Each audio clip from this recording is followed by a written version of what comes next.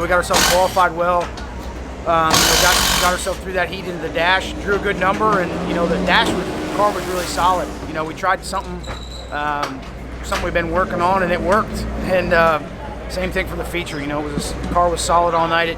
It got a little bit looser than I wanted at the end of the race, but it was better than what we had been, and felt very solid. So looking forward to tomorrow.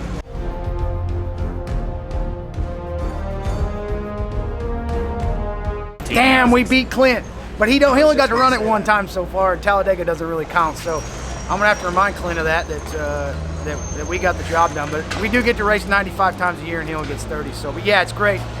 New partner, Toco Warranty. We had Scott Deal from MC Power here with us tonight. Got to hold that apple up and eat the apple for the first time, sage fruit here in a while. So yeah, it feels good to get all our partners into victory lane, and we wish they were all here with us, but we had a couple.